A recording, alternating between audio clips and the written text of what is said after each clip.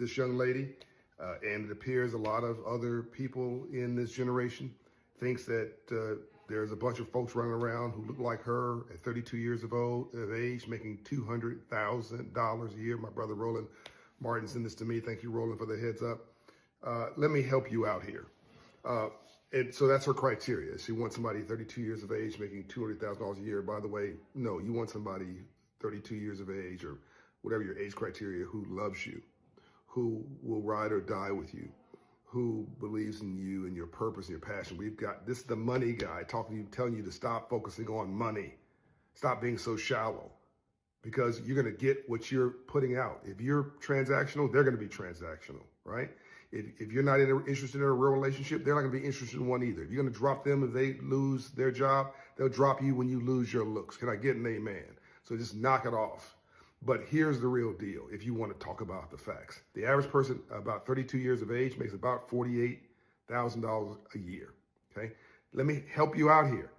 There's only 10% of all black households that make $100,000 a year, the whole household. There's only like 8 or 9% of black people, individuals, who make $100,000 a year. The number was 4 to 5% in the year 2000. So in 25 years, great progress. We've gone from 4 to 5% of folks making 100,000 to 8 or 9%. So that is fantastic, and that's 25 years. But there's nowhere near what you're talking about. Now, you're talking about somebody making $200,000 a year, a black man in America. I mean, it's only 1% of all people in this country. Everybody, including college-educated white people, making $200,000 a year. Get this in your head. You're delusional.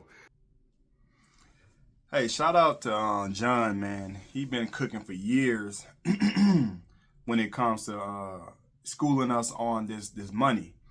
And, you know, him and a couple other people I follow. So I just want to make sure to give him his credit, man. John, he just been out here cooking for years. So a couple things. And I love how he ended, because I think that's how I'm going to end it, right? But the first thing is, absolutely, man, when it comes to these numbers, the numbers never lie. The numbers never, ever lie. I've been a numbers guy my whole life. It just always, you know, the numbers don't lie. It always makes sense to me, right? What they say, men lie, women lie, numbers don't.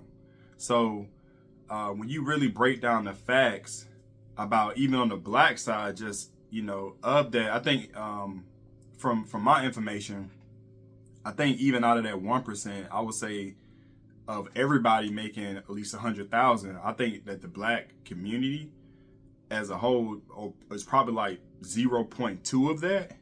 And then even inside of that, are you talking about specifically black, man? That's when he going to the numbers. They not even making that. You know what I mean? So it's just so interesting when you really break down the statistics and try to figure out, you know, where did this narrative come from that all these people are making all this money? And maybe it's more of we exposed to them now. But even then, you know, even when I was a child, you know, I used to see cars on the road. And I remember, I don't know if it was my aunt or uncle, somebody was telling me, like, and I was like, oh, that car nice, oh, that car. It was like, them people in debt. But even though, like, the car we in don't look nice, you know, as a child, you don't really understand. They're like, well, my car's paid off. But it's not like a raggedy car. It wasn't the best car. It wasn't like a new car. But I didn't understand, like, where you know, you just off the glitz and glamour as a child in that mentality. You don't understand it's better to be in a decent car that's paid off, that's gonna, you know, be able to drive and take care of whatever you have to do, versus in this new car, but you scrapped with debt. You know, yeah, it's new for now, but I didn't know about as soon as you go off the parking lot, it starts to depreciate. And so that's the illusion a lot of people still haven't took grasp to understand on what real money is. And not just debt, even though we perpetuate our lifestyles because we are in a debt-based society. So the second thing is where he ended out. He said, "You're delusional," and this is the biggest downfall, I think, that a lot of our women have not waken up. Some of them are, but a lot of times it's so deep. It's so deep, man. Because a lot of them are even not only well, I guess it's connected because she said the young lady was talking about, she wanted a man who makes 200,000. So it is connected.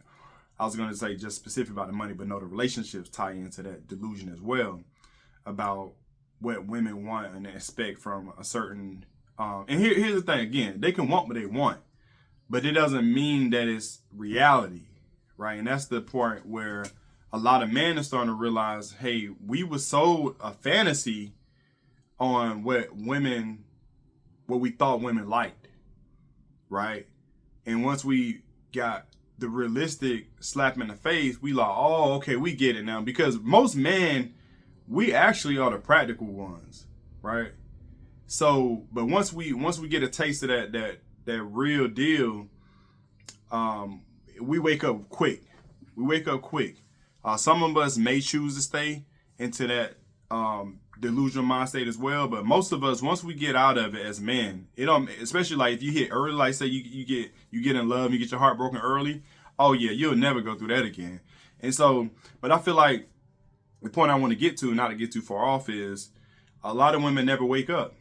A lot of women are in a child state of mind, because I made multiple videos about this, but you know, they never had a man on their side to help navigate them as they grow into young ladies.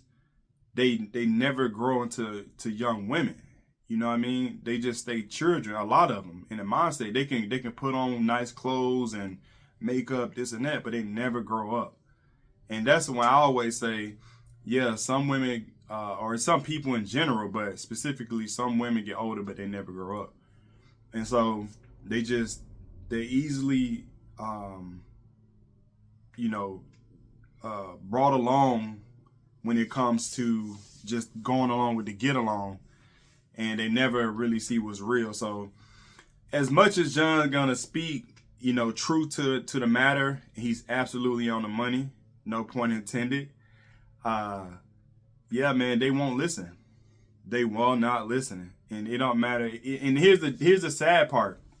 There's still women who in their 40s and 50s who get all this information, who go through the results of, not finding a husband, who still have kids out of wedlock, who get information from people like John. He like, look, I have no dog in this fight. I just want to give you the facts, right? They would look at that and say, no, you wrong, John. And this, you know what I mean? This is a guy who own it. You don't even take my word for it. He is the money guy, one of them at least.